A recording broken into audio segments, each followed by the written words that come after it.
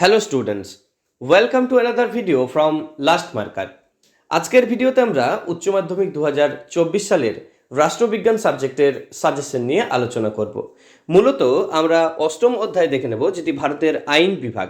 So এই ভারতের আইন বিভাগ চ্যাপ্টার থেকে আমরা আজকে যে সমস্ত এক্সাম পয়েন্ট অফ ভিউ থেকে যে সমস্ত রচনাধর্মী প্রশ্নগুলো ইম্পর্টেন্ট, সেই রচনাধর্মী প্রশ্নগুলো এবং তাদের বিস্তারিত উত্তর আমরা আলোচনার মাধ্যমে দেখে নেব। সুতরাং খুবই গুরুত্বপূর্ণ ভিডিও হতে চলেছে, তাই সকলের কাছে একটাই অনুরোধ, ভিডিওটি প্রথম থেকে শেষ পর্যন্ত বিনা স্কিপ করে পুরোটা দেখতে থাকো। এবং যে সমস্ত বন্ধুরা আমাদের চ্যানেলে নতুন আছো তারা অবশ্যই আমাদের চ্যানেলটিকে সাবস্ক্রাইব করে দাও এবং পাশে থাকা বেল আইকনটা প্রেস করে অল নোটিফিকেশন অন করে দাও। তাতে করে হবে কি না, আমি যখনই কোনো ভিডিও আপলোড করব তোমরা কিন্তু সবার প্রথমে নোটিফিকেশন পেয়ে যাবে এবং সেই নোটিফিকেশনে ক্লিক করে অথবা আমাদের চ্যানেলে গিয়ে তোমরা কিন্তু ভিডিওটা ডিরেক্টলি দেখতে পাবে। সো দেখে নাও আজকের ভিডিও। এবং বলে রাখি, এই যে অধ্যায়, অষ্টম অধ্যায় ভারতের আইন বিভাগ, এর থেকে এমসিকিউ যে কোশ্চেনগুলো হয়, সো এমসিকিউ অলরেডি আমি কিন্তু ভিডিওর মাধ্যমে আলোচনা করে পাবলিশ করে দিয়েছি। তো তোমরা কিন্তু কাইন্ডলি ভিডিওটা আমাদের যে চ্যানেল আছে সেই চ্যানেল থেকে তোমরা চেক আউট করে নাও। সো আজকে আমরা দেখে নেব রচনাধর্মী কী কী প্রশ্নোত্তর ইম্পর্টেন্ট সেগুলো।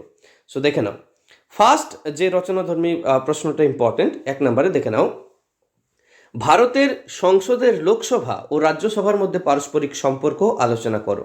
সাথেই একটা অথবা কোশ্চেন আছে, ভারতীয় পার্লামেন্টের উভয় কক্ষের সাংবিধানিক সম্পর্ক আলোচনা করো। সো কোশ্চেনটা কিন্তু এক্সাম পয়েন্ট অফ ভিউ থেকে খুবই গুরুত্বপূর্ণ কোশ্চেন এবং অ্যান্সারটা এমনভাবে তৈরি করা আছে যে কোশ্চেন যেভাবেই আসুক না কেন অ্যান্সার কিন্তু একটা লিখলেই হয়ে যাবে। সো দেখে নাও, অ্যান্সার শুরু করেছি।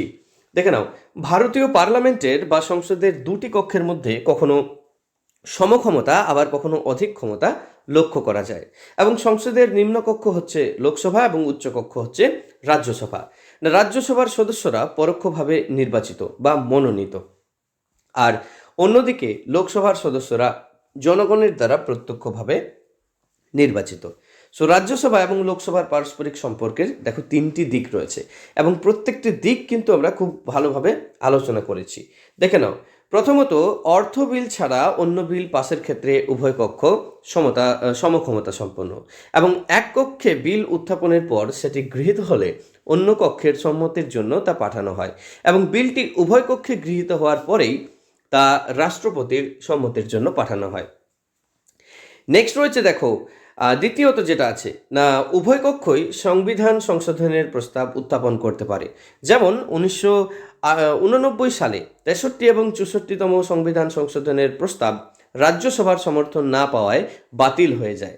আর থার্ড পয়েন্ট দেখে নাও, সংসদের উভয় উভয় উভয় কক্ষেরই আইনসভার অবমাননা বা অধিকার ভঙ্গের অভিযোগে পার্লামেন্টের যে কোনো সদস্য বা সদস্য নয় এমন ব্যক্তিকে শাস্তি দানের ব্যবস্থা করতে পারে। এরপরে আমরা চলে যাব, দেখে নাও যে নেক্সট যে পার্টটা আছে বা ফোর্থ পয়েন্ট, এটা তৃতীয়ত হয়ে গেছে বাট এটা চতুর্থ হবে। দেখে নাও, রাষ্ট্রপতি জরুরি অবস্থা ঘোষণা করার পর তা সংসদের উভয় কক্ষে পেশ করতে হয় এবং লোকসভার অনুমোদনের পাশাপাশি রাজ্যসভারও সম্মতি দরকার। এবং নেক্সট পয়েন্ট দেখে নেব আমরা, ফিফথ যে পয়েন্টটা আছে, কেন্দ্রশাসিত অঞ্চলে সংসদ চাইলে হাইকোর্ট স্থাপন বা অন্য কোনো আদালতকে হাইকোর্টে উন্নীত করতে পারে এবং সংসদ যে কোনো কেন্দ্রশাসিত অঞ্চলে হাইকোর্টের ক্ষমতার পরিধি নিয়ন্ত্রণ করতে পারে। সো এই পয়েন্টগুলো দেখে নিলে, এই পয়েন্টগুলো হচ্ছে না আমাদের যে উভয় কক্ষ অর্থাৎ রাজ্যসভা এবং লোকসভা দুজনের যে সমক্ষমতা সম্পন্ন ব্যাপারগুলো রয়েছে সেটা আমরা ডিসকাশন করে নিলাম। এরপরে আমরা চলে যাব, দেখো রাজ্যসভার কি কি অধিক ক্ষমতা ভোগ করে সেটা আমরা দেখে নেব। প্রথমত না, রাজ্যসভায় উপস্থিত এবং ভোটদানকারী সদস্যের 2/3 যদি মনে করেন জাতীয় স্বার্থে রাজ্য তালিকার কোনো বিষয়ে আইন প্রণয়ন প্রয়োজন তাহলে সংসদ তা করতে পারে। দ্বিতীয়ত আছে, দেখে নাও, রাজ্যসভায় উপস্থিত ও ভোটদানকারী 2/3 সদস্যের সংখ্যাগরিষ্ঠতার মাধ্যমে জাতীয় স্বার্থে সংসদ এক বা একাধিক সর্বভারতীয় চাকরি সৃষ্টির জন্য আইন প্রণয়ন করতে পারেন। এবং থার্ড পয়েন্ট আমরা দেখে নেব, উপরাষ্ট্রপতির পদচ্যুতি সংক্রান্ত প্রস্তাব শুধুমাত্র রাজ্যসভায় উত্থাপন করা যায়। তাছাড়া আইনসভার স্থায়ী কক্ষ হিসেবে রাজ্যসভা একটি স্বতন্ত্র মর্যাদা ভোগ করে। সো এই 3টি পয়েন্টের ক্ষেত্রে আমরা বলতে পারি যে রাজ্যসভা অধিক ক্ষমতা ভোগ করে। এরপরে আমরা চলে যাব, দেখো লোকসভার কি কি অধিক ক্ষমতা ভোগ আছে সেটা আমরা কিন্তু দেখে নেব, কি কি এক্সট্রা পাওয়ার আছে লোকসভার হাতে সেগুলো আমরা দেখব। ফার্স্ট পয়েন্ট দেখে নাও, অর্থ বিল শুধুমাত্র লোকসভায় উত্থাপিত হয় এবং এটি রাজ্যসভায় উত্থাপন করা যায় না। নেক্সট হচ্ছে দেখো, কোনো বিল অর্থ বিল কিনা সেই সম্পর্কে লোকসভার অধ্যক্ষের সিদ্ধান্তই চূড়ান্ত। 3 নম্বরে আছে দেখো, লোকসভায় অর্থ বিল পাশ হওয়ার পর বিলটি আলোচনার জন্য রাজ্যসভায় পাঠানো হয় এবং 14 দিনের মধ্যে সুপারিশ সহ বা সুপারিশ ছাড়া রাজ্যসভাকে বিলটি লোকসভায় পাঠাতে হয় এবং রাজ্যসভা নির্দিষ্ট সময়ের মধ্যে বিলটি ফেরত না পাঠালে উভয় কক্ষ দ্বারা এটি অনুমোদিত হয়েছে বলে ধরে নেওয়া হয়।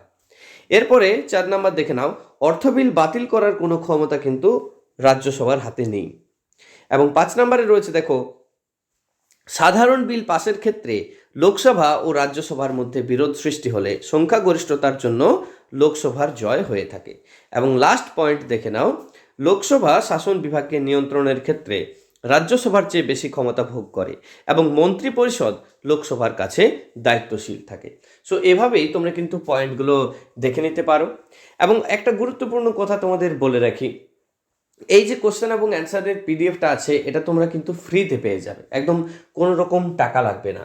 এবং তার জন্য আমাদের অফিসিয়াল টেলিগ্রাম চ্যানেলে জয়েন করে নিতে হবে।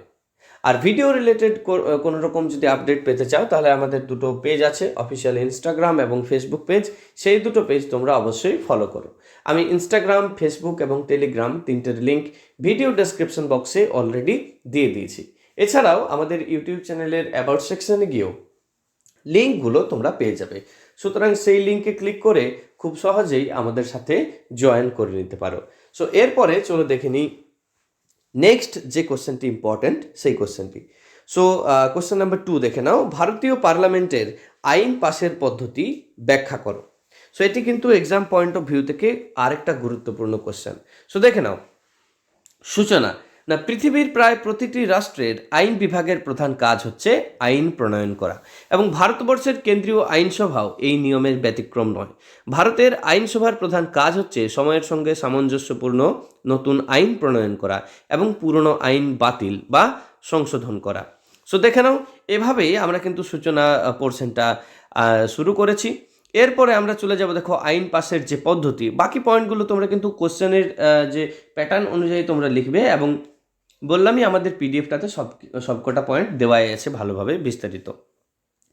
দেখে নাও আইন পাসের যে পদ্ধতি, দেখো ভারতীয় সংসদে 2 ধরনের বিল পাস হয়, একটা হচ্ছে দেখো সরকারি বিল এবং বেসরকারি বিল।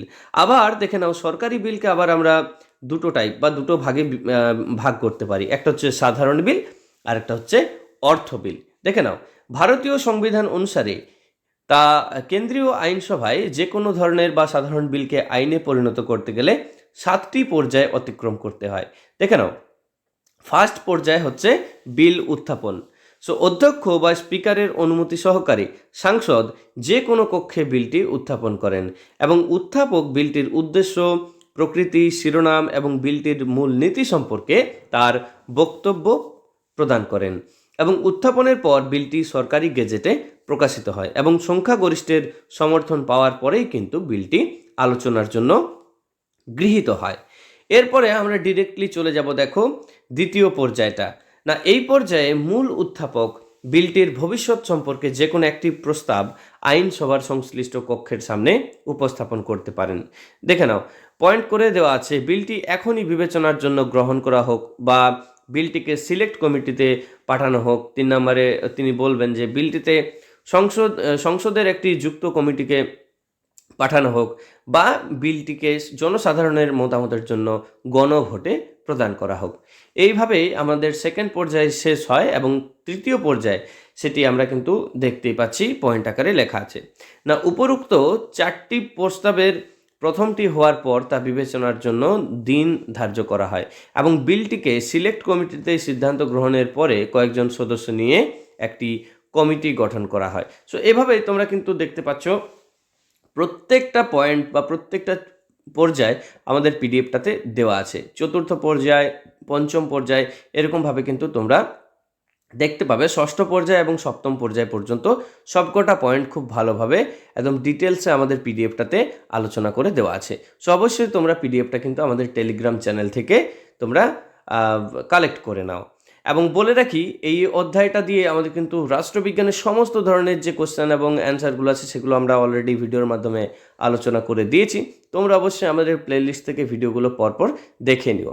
এবং আমি লং কোশ্চেনের জন্য আরেকটা গুরুত্বপূর্ণ সাজেশনের ভিডিও খুব তাড়াতাড়ি নিয়ে আসছি, যেখানে আমি কিন্তু বলবো প্রত্যেকটা চ্যাপ্টার থেকে মাত্র 2-3টে কোশ্চেন করলেই কিন্তু তোমরা যথেষ্ট কমন পেয়ে যাবে।